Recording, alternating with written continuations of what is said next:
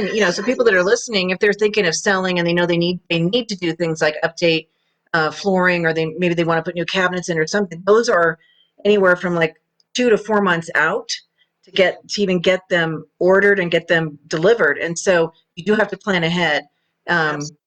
Otherwise, you'll be stuck with whatever the manufacturer, whatever store you go to may have on hand. So it is going to require people to plan in advance. If you're for in sure. the process of selling your home or preparing your house to sell, this season of the Behind the Renovation podcast is perfect for you. Over the next few weeks, I'm interviewing industry professionals and related businesses for the Home Selling Success Series to help you understand what home selling, buying, and renovating looks like in 2021, and how you can prepare yourself for the good, the bad, and that elusive virtue called patience.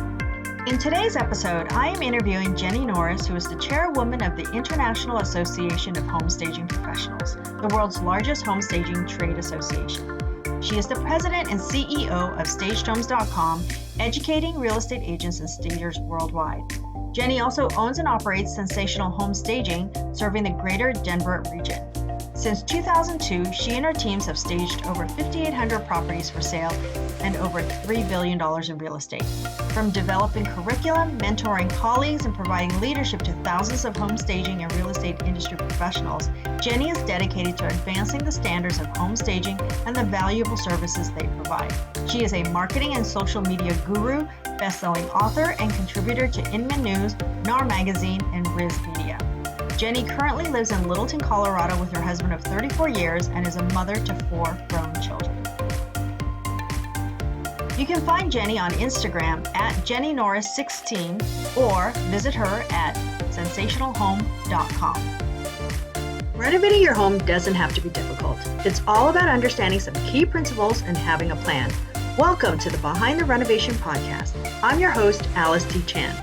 I've been obsessed with all things home since I was 10 years old and have been improving homes professionally for nearly 2 decades. This podcast is dedicated to helping you navigate the messy and the magical when it comes to home improvement. Consider this the real talk, behind the scenes, not the produced plot twists of home and garden television shows. Each week, I'll share my tried and true tips, lessons, and interviews with real people just like you who have renovated and lived to tell about it. Get ready to ugly cry happy tears as you do the happy dance. Okay, let's do this. Your new and improved home is waiting. Welcome to the podcast, Jennie. Thank you so much for joining me. Thank you, Alice. Good to see you. I know it's been a while. I've been keeping tabs on you. I know you've kind of branched in lots of different directions, and it's been fun to see your expansion. Thank you. Same to you. I mean, you've been killing it out there in the Denver market, is it? Yeah. Well, can you tell me a little bit about what's happening in your market? Because I'm sure you've heard what's happening here in the Bay Area. You're originally from here. Yes. Nothing around here surprises me anymore. So tell me about what's happening in your market. Well, just like a lot of other parts of the country, Denver, it's a very hot market for sellers and very tough market for buyers. And, all over the country, I originally thought it was when COVID happened and then the bell was lifted last year, I thought, well, it's going to be this glut of houses coming on the market and it'll be a buyer's market. And I was really wrong. And I think a lot of other people kind of thought that might happen too.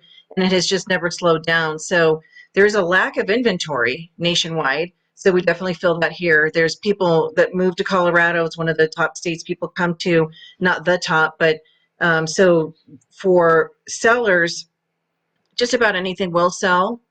So that begs the question, why bother staging? And I actually had a realtor post that on Facebook, like, anything sells, staging's a waste of money. And I said, well, I kindly went back and I said, it's a value-added service. Realtors have a fiduciary responsibility as part of NAR to get the very most in the sales. Staging will help do that. And I put in there, I said, so if sellers think, well, anything will sell, why do they need a realtor? So when realtors are hearing and thinking about that, they have to add value to what they're doing, and staging is one of those services they can include that helps seller net more than if they just slapped it on the market. You're going to get even more money. In fact, there's a stager, I think they're in Santa Cruz, and they said that they bought a house and all they did was stage it and they put it back on the market like, not even a month later, and they got 110,000 more. Oh my gosh. That is just so crazy to me. I know, it's nuts. And so staging the presentation really, really matters. So we're buyers are having a tough time, just like everywhere else. Being able to compete for these properties and having to bridge the appraisal gap. And I'm glad I'm not a buyer right now. We bought a house and we closed in August, so I'm thankful that we were able to. And that was even competitive. Yeah, it was very competitive, but we didn't have to come. We had to bridge the gap a little bit. We didn't have 20 offers, and I mean it's just crazy.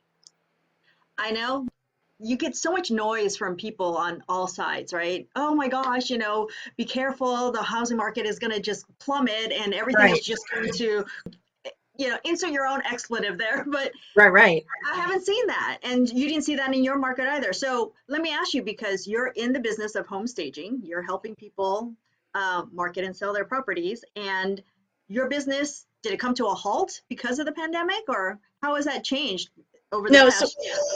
So we were down about 40%, I would say, year over year from 2019 to 20. So 20, we did take a hit, but we never stopped.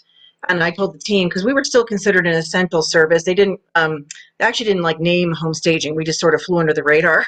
And I said, if we get pulled over in our truck, I said, just tell them you're moving, because moving is an essential service. So, our volume definitely went down because people were reluctant to go into properties and so forth. So I'd say for a good, 3 or 4 months, it hampered us, but then we picked right back up again. And this year's just been crazy. It's,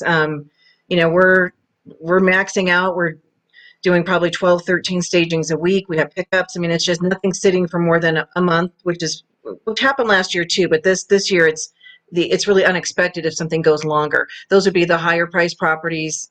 Or I have one right now that's actually a duplex, and it was staged a month ago. It hasn't gone under contract yet. So there's still some properties that may sit longer, but for the most part, it's, we're cranking.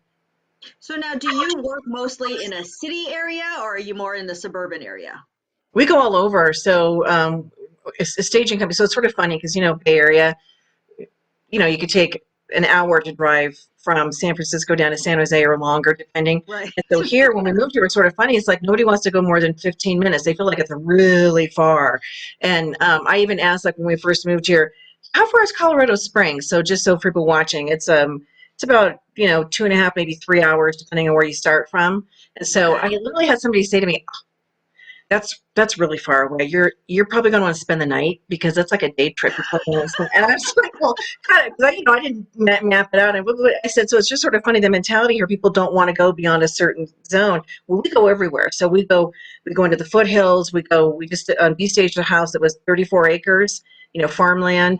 And we just staged one was way up in the hills and Golden, which is, where the beer manufacturing is, but they have way in the foothills area. So we go all over the place. We do a lot of downtown condos and high rises, and then a lot of residential. So we get the whole mix. So in staging some of these condos versus single family homes in your more suburban areas, did you notice any trends changing? You're in your home, you're stuck in there, people are desiring more space. So are you finding that condos were having a harder time selling, and but then people are looking for the bigger spaces, the larger single family homes? What was your experience over the last year? Well, what's interesting is because people are not relegated to having to be in a corporate office. Your people are buying where they want. Where do I want to look at out my window? And so rather than looking at concrete, a lot of people are saying, I want to go to Breckenridge or Aspen, or they call it Summit County, the mountain areas, and they can work from there. And so a lot of people are leaving the residential and even the urban areas, and they're going into the mountain areas because they want to be able to hike and do different things. Downtown, we've been staging a lot of really tiny properties. So those are like 400 square feet, 500 square feet. So those are challenges anyway for people to visualize. But those are ones that aren't necessarily going to fly off the shelf because it's hard for a buyer to imagine, how do I arrange my stuff in here? So I've done more small properties this year than I've ever done before. I probably have done more small properties, that small teeny square footage, 700 square feet or less, this year than I have my whole career. Wow. Yeah. So I don't know if word is out that our company can handle that or are willing to stage those little teeny properties. And then we've done, massive properties as well. So I think you're right that people are looking for just a change of scenery. Mm-hmm. And then a lot of people looking at, well, do I really need all this space if they're downsizing? And then they're specifically looking for what do I want to look at out my window?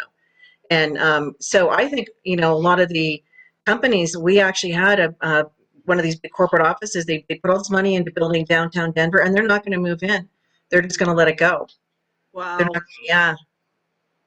That's very interesting. But all the more reason that doing the best that you can to help people visualize and want to live in a space, even if you're trying to move elsewhere, you want to make it desirable for somebody else to move into your existing space, right? Right. So Yeah.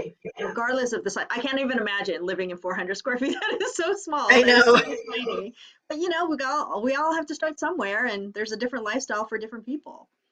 And I think when people are looking at updating, because I think you're right with the pandemic, people are stuck at home and looking at the walls like, we should paint. I'm sick of looking at whatever. They wanted to make changes. And so all the tradespeople are just slammed and people are Absolutely. updating. And yeah, and so the key is when people, they'll sometimes ask us, well, what do you recommend? So I'll usually ask, how long do you plan on staying here? And if it's 5 years or less, then I'm going to pick things that I feel are on trend for buyers, specifically what I see is coming, so that I'm not going to be coming back in 5 years telling you, now you have to change all these fixtures and surfaces and paint colors because they're not what a buyer wants. But if it's like my forever home and, people want to put some crazy colors in or do whatever, they're making decisions. And I've seen some really cool, and it'd be interesting to see what you're doing where you are versus here, because I know a lot of the design trade trends start in California, and then Mhm. they head east, versus fashion, they say starts in east and heads west. So we're starting to see a lot more like Art Deco tile, like for example, gold fixtures. You guys had Mhm. gold fixtures for like Mhm. 2 years before I even saw one here. And I'm like, I don't know if I'm going to invest in any gold stuff because I don't know if it's going to stand the test of time. And so, Right. but it took a long time. I finally saw like one gold faucet, and rose gold really didn't take hold, but gold, handles and fixtures, those things have finally come here. Okay. Yeah, so they're, they do. We are on trend, but we're a little bit behind. Okay. Well, it's always, it's all subjective, right? Because when the gold started coming back on the scene or came on the scene again, and it's an update from the traditional brass, and Right. everybody's like, oh my gosh, I hated brass, I'm not doing that. And all of a sudden, the more you see it, the more all of a sudden it's like, oh, it's not so bad. And it can be very, very nice depending on the application and in the type of home that you're in, right? And there's good gold, and then there's not so good gold. It really depends on who you're purchasing from and how you're putting the entire overall look together, right? So, have you noticed anything, or are you changing the way you're staging certain properties now? Because we were so into this open floor plan, and then all of a sudden, because we're doing so many things under one roof, right? You have people that are working, and could be both parents are working, and then you have your children doing distance learning, and then everybody is in this open floor plan. It's not so productive. Are you starting to see people, or are you helping people visualize a different way of living in their homes now versus how it was maybe pre-pandemic? Yeah, I think offices are a big one. If a house doesn't have a dedicated den or an office or a bedroom that can be used as an office, we're having to come up with a way to, create that space in an area of the home. And you're right, we just staged an occupied home where they had a deep, really big size family room. So they had their sitting area to watch TV, and then they had a whole section that was the classroom. And so they had desks and, things for the kids. And the parents each had offices in their in bedrooms. So, but I think that is definitely a consideration for sure. And kids schooling from home, I chose to homeschool my kids. So I know a lot of people thought I was nuts, but people that have been thrown into that. I'm like, no, you're Four going to kids. school. I did that for 5 years. Yeah, the four of them, and I enjoyed it. It was flexible and so forth. But I know a lot of parents were sort of thrust on them. Plus, they're working. That's very challenging. So kids either have like a computer area in an area of the room. If there's like not a loft, but something like that where you can create like a zone for the kids. I think that's important. So I don't know that that's going to necessarily go away. But I think that big open floor plan, I still see people knocking out walls and doing the big open. However, there has to be some compartmentalizing of the spaces for workspace and school space. Right. For Yes. sure. I had to do that for a client where all of a sudden you have 3 children under the age of 10 having to do school from home, and then Right. you're still working, and how do you keep these kids from interrupting you the whole day? And while they can have a dedicated area where they can focus also, which is another challenge, right? Keeping these kids focused. And I think even after they start going back, and a lot of people have started going back on campus, you still need a dedicated space to do homework. I'm not a big fan of, lay on your bed and do your homework, because that's not Right. necessarily the most productive. Hey, you got to do what you got to do, but to create these systems really helps people kind of, stay motivated. um, Now, in terms of right now, we talked about a little bit that, it's a hot market. You don't necessarily have to do a whole lot, but what do you advise your clients to do when they're getting their houses ready to sell now? Well, if an occupied house, they need to, of course, depersonalize. So kind of that, clean, clean, clutter-free, and color. So they want to clean their house because, and I've learned over the years, I'm sure you have too, clean is a relative term. And That's the truth. yeah, and I walk into some house, I'm like, oh my God, how can they live like this? And then others, the house is clean, right? So a clean house tells a buyer you cared for your home. And nobody wants to walk into, messy beds and dirty surfaces and so forth. I don't care how hot the market is. That's a turn off. Depersonalizing, because my thing is nobody should know who you are, what you do for a living, background, race, faith, family status, education, because those are all could be potential triggers for a buyer. But so I tell the sellers to do that, and then add or remove color as we recommend. So they may have to paint. We may have to bring some color, and I call it a color infusion. So a lot of sellers have furniture, but they've never really pull their house together, or when they take all their family pictures off the wall, or weird, other things that are something a buyer doesn't want to see, some weird, sculpture or macrame thing or tapestry or something, then they need artwork. And so we often will bring that in to create a cohesive experience for the buyer and make it feel more updated. So, so those are typical things we're going to recommend to a seller, and depending on their time frame, it might include replacing light fixtures, or are they going to replace countertops? Are they going to, do backsplash? So a lot of homeowners are making improvements so they get the very most from the buyer's offers. And so anything that they're willing to do up front, I certainly don't advise just throw your house in the market and, yeah, it might sell. You could have sold it for more. And especially when people are buying in the same type of market or worse, maybe they're going to a state where it's even more crazy and the prices of houses are more than where they're coming from, you have to get every penny out of the sale. Absolutely. I can't imagine just leaving money on the table. It doesn't make any sense to me when, I mean, I'm sure you've seen it. I would walk open houses just because I'm curious to see what people are doing.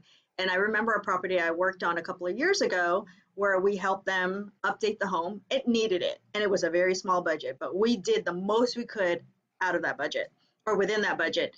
Then I walked around when we actually had open houses. I think we're starting to see open houses come back again, right? But walked to another property that was in the same neighborhood, not a single thing. And I even made a comment because I can't help myself. I'm like, you guys didn't want to clean up before you put it on the market? And they're like, this is clean. I'm like, according to who? I mean, seriously, cobwebs. And then they were moving boxes just stacked up in the room. Like they were just showing the bones of the house. And it needed a lot of work. Let's not kid around. It needed a lot of work, and it probably wasn't worth it to do a complete renovation. But you could still put forth the effort Right. to make sure that it shows well so that you can get, if we can sell ours, and not everybody, only one person's going to get the house that we worked on.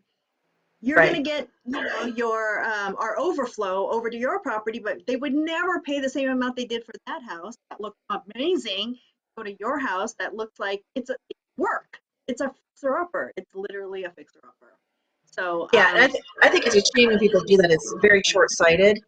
And others times in different circumstances, people just have to get out. They don't have time to put anything towards it. But, we're talking for a few $1,000s, painting, cleaning, maybe doing a couple fixture updates, a little bit more money, replacing the carpeting, I think, or maybe changing the flooring, and then countertops. I mean, it doesn't take a whole lot to make an impact. And I wonder how much the the backlog of the trade. So like even if somebody wanted to replace appliances, you can't find them. At least where we are, you're out weeks trying to get them unless they're floor models or something. So that's been a challenge too. And I'm not sure if you experience that where you are, where even getting the materials is tough. This last year has tested my patience on a whole Yeah. nother level. It's really almost walking in and going, what is available? What can I get right now? Because ordering things and then they say, oh, you'll get it in 2 weeks. And then in 2 weeks, they're like, well, we're pushed out, we're delayed for a Right. month or 2 months. And sometimes it's even 6 months or God knows when. And people don't have that kind of time, especially when you're selling a property. And even when you're first moving into a property, we're so used to instant gratification that the concept of waiting is just so foreign to us now. Right, But right. really, when you're on a tight timeline, not being able to access what you need when you need it is really, really tough. So Well, yeah, it's even, so people that are listening, if they're thinking of selling and they know they need to do things like update flooring, or maybe they want to put new cabinets in or something, those are anywhere from like 2 to 4 months out to even get them ordered and get them delivered. And so you do have to plan ahead. Um, Otherwise, you'll be stuck with whatever the manufacturer, whatever store you go to may have on hand. So it is going to require people to plan in advance for sure. I'm interrupting my own podcast to let you know about a tool that I created to help those of you who may be feeling overwhelmed by the thought of a home renovation. When it comes to renovating your home, we know that you want to finish your project quickly and efficiently, especially when preparing a house to sell. In order to do that, you need to know what to do and in what order. The problem is there are many moving parts and it can be overwhelming. We believe renovating your home does not have to be difficult. It's all about understanding some key principles and having a plan. Over the past 2 decades, we have consulted on millions of dollars worth of real estate sales, and as a result, clients have done the happy dance all the way to the bank. Here's how you can do the same. Eliminate the guesswork and get your copy of the home selling edition of the Renovation Planner. The Renovation Planner was created to guide you through your home improvement process from start to finish. The planner will help you build your project plan so that you can renovate with confidence. This new edition will be available at therenovationplanner.com. That's therenovationplanner.com. If it's not live as of this recording, join the waitlist and you will be notified as soon as it's ready for purchase. In the meantime, you can also download our free guide to avoiding costly mistakes on your renovation projects so that you can stop spinning your wheels and start improving your home today. All the links are going to be in the show notes, or you can visit us at alicetchan.com for all the information that you need. Cheers to your soon-to-be new and improved home. Yes, being proactive is very important during this time because it's not like it used to be. You can't just go to the store, grab what you need, bring it home, and install it. So if you're even considering selling, if you're even thinking of it, now is the time to start. I mean, 2 months ago was probably the time to start. Right. Placing the orders and figuring out what you want to do and doing it, because like you said, the trades are not readily available. Anybody worth their salt is booked out well in advance. So if you actually have somebody that's available, you might want to think twice about it. That's just being honest. And then the materials, you just have to work with what's available. And there are definitely things that, if you're not able to completely renovate a property and get brand new materials, what are some tips you have for people, like quick fixes that don't necessarily require a lot of material, but give you a big bang for your buck? Well, I think fixtures, like the lighting, a lot of people have, the dated light fixtures, and for, anywhere from $100 to $200, you can get a nice looking light fixture. It could go over a dining room table, a kitchen table, even in the entryway. So I think that speaks a lot. I've had sellers we can't sell our house. They've got an ugly dated fixture in their entryway. I'm like, would you just swap out your fixtures? And they change that one thing, and all of a sudden they get an offer. And it's because buyers don't have the vision, or they don't want to have to deal with it. So I think fixtures, painting, of course, is not expensive to do. And at the very least, definitely touch up your paint. So here, when we moved here, they have a lot of wood trim. So versus where, West Coast, a lot of it is white door casings, white casings around the windows, white baseboards. But here they have wood. So like dark brown, so it took me a long time to get used to it. And even some of the builders, new builds, are putting the darker wood in. So that's just a kind of maybe a thing for Colorado. But, if you have things that need to be touched up, the condition of your home, you want to make it look as nice as possible. So, clean your carpets, touch up the paint, replace fixtures, Even faucets, those are not expensive to do. So anything Hmm. like that that appears dated, your door handle on the front door, paint your door. So there's a lot of things they can do that doesn't take a lot of time. It just takes some sweat equity, with some effort Sure. to do that. And I think that's a big bang for the buck. So depending on the budget, if you have $5,000 or 15, and speaking about that, there's a lot of real estate companies now who are covering a lot of the improvements sellers need to make up before they list, and they're partnering in that. And so, we saw this with the company Zoom Casa that started doing this with stagers, partnering with us, and they would cover anything: windows, roofing, flooring, fixtures, anything. They would pay for that up front, and then they would get a piece at the end. It was great because none of the trades had to wait for their money.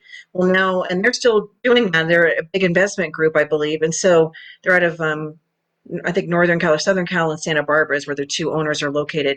But there's a lot of real estate companies now that are doing that. So they have a budget to allocate towards every listing. And I'm thinking to myself, well, how can they afford that? How can they afford to put, this chunk of money and they're not taking a piece at the end? So I'm thinking like, well, my mom always says follow the money. So I'm like, somebody's got to be making money somewhere. So it's either the volume of listings that they're gaining, or on the loan side, maybe they're doing something. But I think that's very smart. It also adds value to the real estate side, because I believe the number one reason why people don't do things before a listing is they don't have the cash, and they don't want to pull Yeah. stuff out of the house. They don't want to necessarily load up credit cards because then they're trying to get a loan. So it's that cash. And tell me what you think the average budget to do a basic, cosmetic overhaul: 10 to 20,000. Carpeting, maybe kitchen counters. We're not talking maybe bathrooms. So the 30 grand or less, I think you can make a nice impact in your home. And the goal is, well, how much will that net me on the purchase end? So I think at least 2 to 3x Oh, easily. return. Yeah. Easily. When you were talking about the wood trim, so yes, absolutely. Here in this market, white trim is the go-to. And I would find that that would be very challenging. I'm just trying to envision myself going there and going, y'all need to paint everything. Don't keep it like this. So what is it that you guys, did you just keep the wood because that is something that is very valuable to the folks in that area, or would you recommend them to paint over It it? depends. I think it depends on the property. So I'm working with a client. So they sold, so they want to update their property that they bought, and it's all uh, cherry. So it's not like dark cherry. It's sort of more of a Hmm. warmer cherry, but it's the door casings. It's hand carved. I mean, it's around all the windows, and I'm just like, oh my god, there's just so much wood in here. Wow. So in that case, people like, I wouldn't necessarily paint out all of that, but I'm thinking like maybe you could at least paint out around the windows, so it's not just so like wood everywhere. So I think if it's cheap, like some of it's only like this big. The baseboard is only like an inch high. I'm like, rip that off Mm. and put regular baseboard on it. It'll just look tacky. And then so it depends on the property. So I have been recommending painting a lot of like the oak, a ton of oak here. It's almost like, and the brass, so everything, brass was the 80s in California. So here it was like 90s, 2000s. So it's almost like the builders in California are like, we're done. Here, let's send it to Colorado. And they put it on all the houses here.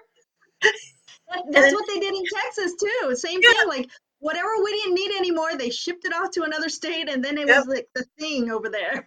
And then when that gold came back, I've been spending the last, 15 years telling people to debrass your house. And here comes this gold marching back in. I was like, no. But so the trends, there's a ton of oak houses here, and so I'm like, paint it. Even high-end houses, like, oh my god, they have like a big oak surround, big built-ins around their fireplace and their family room. And I'm like, paint it, it's going to look amazing. And the stairwells with the oak banisters, paint it. You could do ebony on the thing. You can do why is it? But painting will make a huge difference. And it's hard to convince people sometimes because they think there's this big value in unpainted wood. And I'm like, an ugly oak door, that's dated. No, that's not of value to a buyer. They want to see the newer look, and that's the white. So yeah, it's been taking a Yeah, lot of convincing here. Yeah. I can imagine. So do you notice a lot of people in your state moving out of state, or do you notice a lot of transplants from other areas coming in? There's both. So I think there's a lot of people from like Minnesota that come here because it's probably so darn cold there. We get the 4 seasons here, which is nice, which it didn't get where we used to live. But there's a lot of people that are coming in with cash purchasing. So when I'll say, where are you coming from? So there was at one point, East Coast money coming in, and there was these kids' first starter home, $1 million downtown in Denver. And I thought, man, my starter house was a little 2 bedroom, 2 bath, little thing in Walnut Creek. I didn't have $1 million to put down. You got some nice parents, And so it depends on, what they're looking for. Colorado was affordable, 4 or 5 years ago, and then now I would say the median is still affordable compared to other markets, but the median price is probably close to 400, where a few years ago it was in the twos to threes. So um, it's it's quickly becoming a place where younger buyers, the millennials, and then even my kids, our son bought a house, and then I have three more that they're going to want to buy. They're quickly going to get priced out of the market because your income for loans and so forth. I mean, luckily the interest rates have remained low. That's the saving grace. If those start going up, nobody's going to be able to afford to buy anything. And so we're encouraging them to get into something now because real estate is still a really solid investment. And I keep Sure. waiting for the shoe to drop too. Like, okay, it's been a hot market. When is it going to turn? When is it going to turn? Because when is it going to normalize?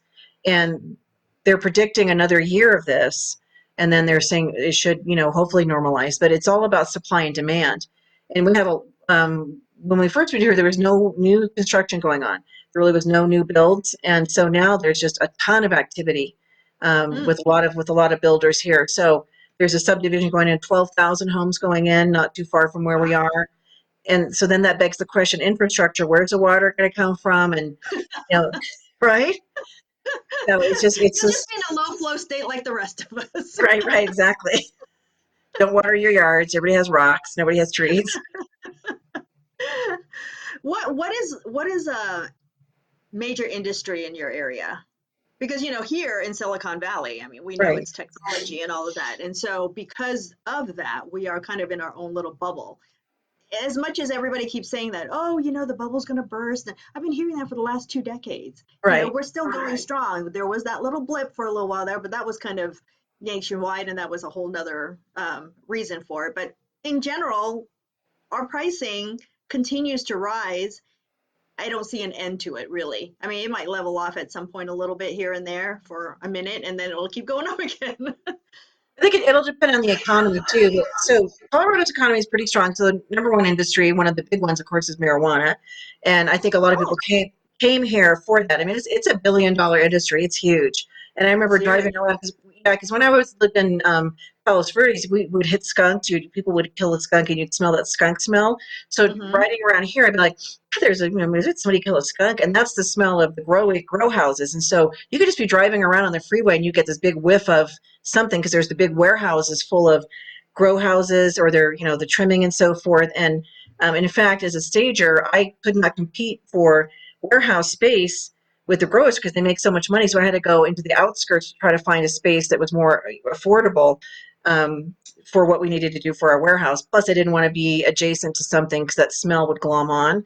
So that is a big industry. Of course, we have tech. There's the Denver Tech Center. So we have a lot of tech companies that are here. And there's a lot of companies that are headquartered here. There's a lot of restaurants that are headquartered here, like Red Robin. Chipotle used to be headquartered here. Noodles and Company are headquartered here. Huh. Boulder is a big influx. They have Oracle. They have a lot of tech in Boulder as well.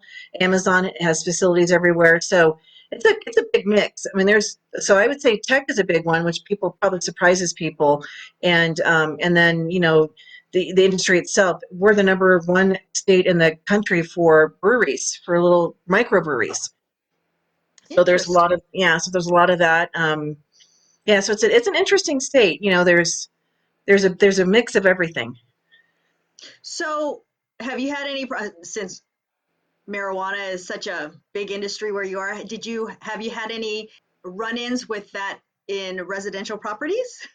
Yeah, because you can actually Colorado allows you to have as an adult up to six plants per adult. So if there's two adults in the house, you can have 12 plants that you could grow.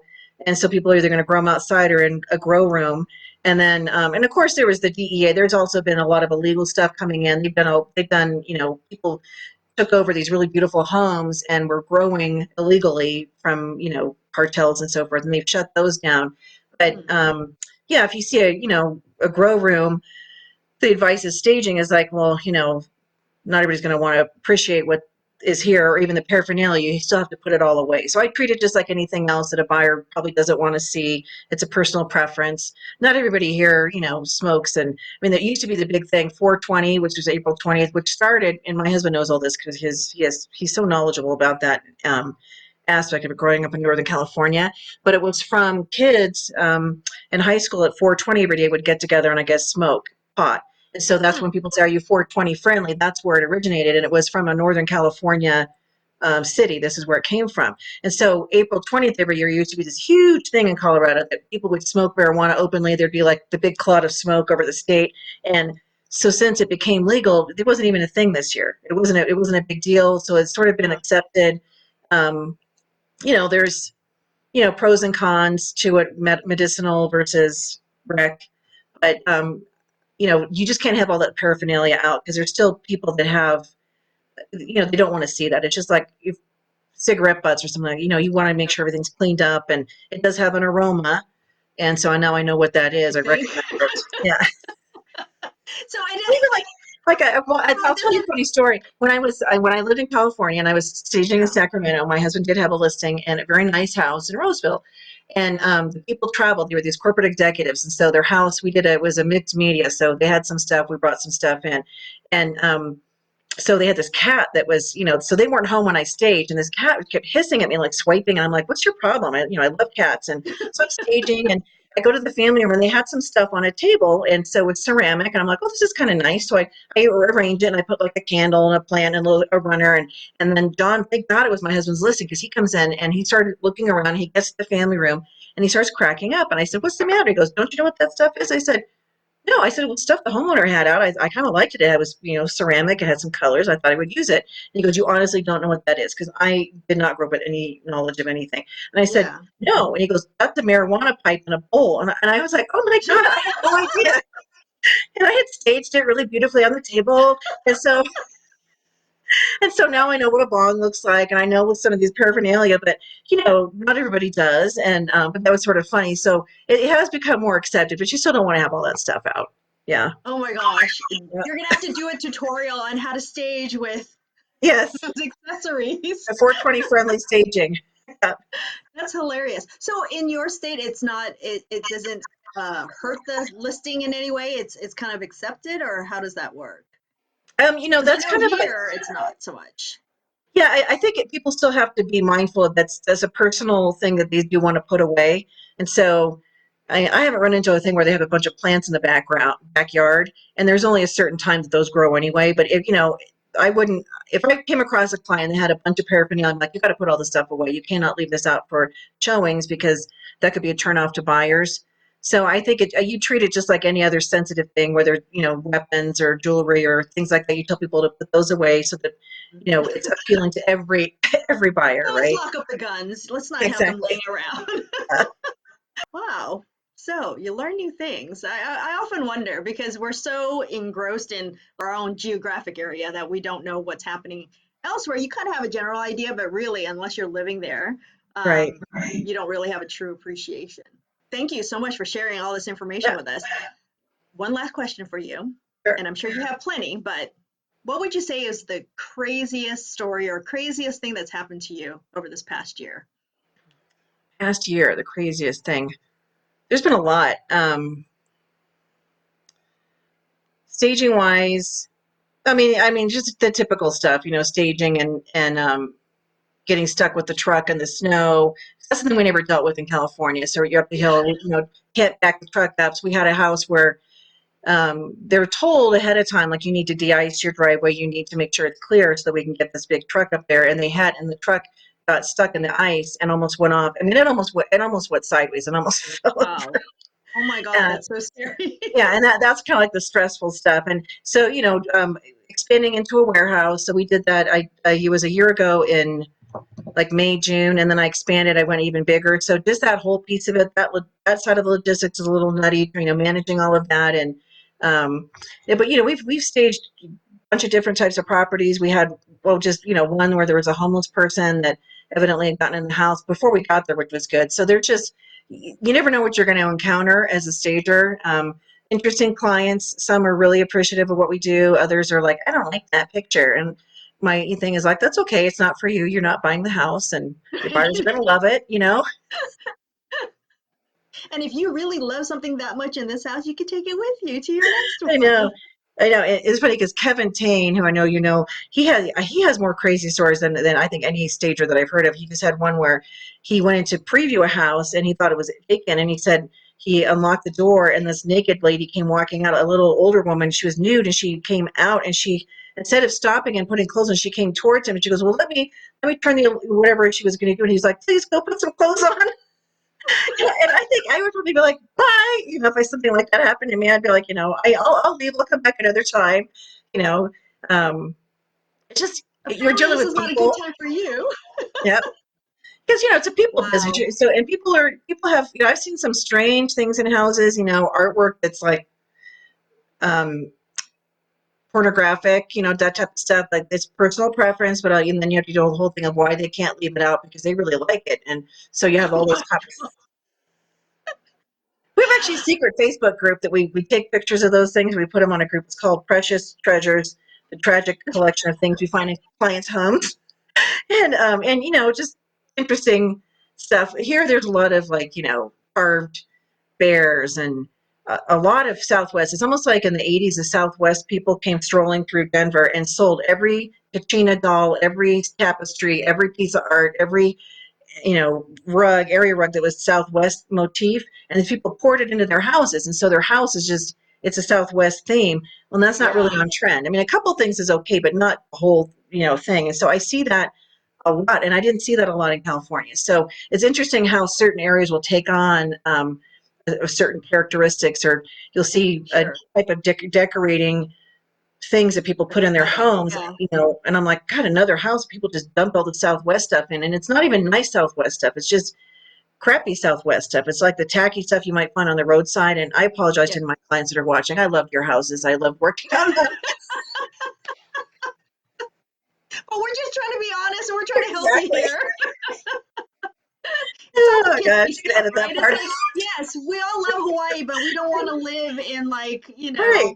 some Don Ho special all day long. Exactly.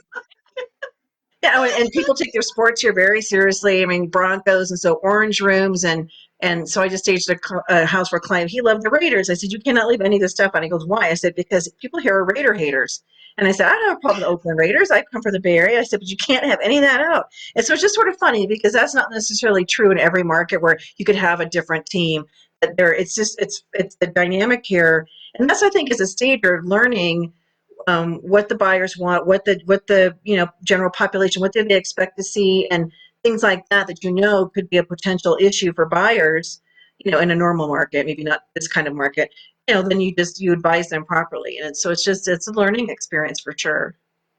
It absolutely is. And funny you should say the Raiders because I've been doing a lot of work in Vegas this year for a client and, Raiders moved to Vegas. So when I see the Las Vegas Raiders, I'm like, I that's so know. foreign to me. It's so strange. Like, how do you go from being the Raiders in Oakland for so long, for as long as I can remember, and then all of a sudden you're somewhere else? But Well, they were in LA when I got out of high school and went to college. They were in LA, and my twin sister and I were asked to be Raiderettes. They were like, because they were brand new to LA at that time. It was like 1980, 83, and so they were like, you could be a Raiderette cheerleader. And I'm like, well, I'm going to UCLA, and I want to be able to focus on my studies. But it was just weird. And then they moved back to Oakland, so they moved around a lot. I can't get used to the Las Vegas Raiders either. That sounds weird to me, but it does sound very weird. I'm sure Vegas is happy to have a professional team there. I'm sure they're happy. Yes, and the market there is booming as well as a lot of places are. So it'll be interesting to see how things play out over the next year or so post pandemic and things kind of Yep. figuring itself out. It should be very, very interesting. But thank you so much for Yeah. sharing what's happening in your world. It's very exciting, and I think people will get lots of great tips from this because if nothing else, no matter where you are, it's always best to do something than Yeah. nothing because And I'll give a plug to Work with Pro, because they know what to tell you how to properly advise you. to sell. So if there's sellers that are listening, work with a professional stager. And if you're thinking of getting into staging, look at the stagedhomes.com course, because it's the only one that issues the accreditation to the student. And then we're doing our big conference here in Denver in the fall. So that's our International Association of Home Staging Professionals Conference and Expo. It's at the end of September, 24th to the 26th. And it's open to anybody. You want to come? We've got some fantastic speakers, great keynotes and other education. So for real estate agents, for stagers, anybody who's interested, check it out. Awesome. And where can they find you online? They can find me online. I'm Jennie Norris, so on Facebook, Twitter, and so forth. So Jennie Norris is my Facebook, obviously my name there. And stagedhomes.com, you can go to that website, you'll find me there, and then iahsp.com. You can find my information there as well. And our company here is Sensational Home Staging, but our domain is sensationalhome.com. Fantastic. And just a little fun fact for you, I redid my garage last year, and I had boxes that I needed to purge. And I opened up a box that had my original staged home binder and the IHOS convention, I think the first two. And so it was a interesting trip down memory lane, just looking Like a at time that. capsule. It's a trip, and we go way back. So this is pre-digital cameras, pre-online anything. So like all my stuff was printed photographs that were in my binders to show to the clients. And so, doing business in 2021 is a lot easier, that's for sure. But it was really cool to look back to see where we started and where it's all. I think social media didn't even exist.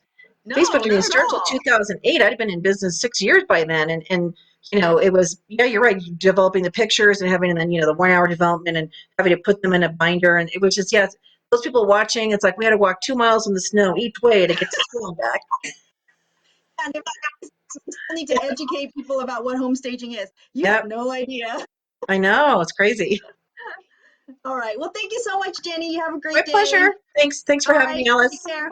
Bye. You just tuned into an episode of the Behind the Renovation podcast. If you enjoyed today's episode, please be sure to leave us a review on iTunes and share this with your friends on social media. Just make sure to tag me at Alice T. Chan on Instagram. For all the deets on today's show, please visit us at alicetchan.com and click on podcast to access all the show notes from today's episode. Imagine me raising a glass, mug in this case, to you on your renovation journey. Cheers to your new and improved home.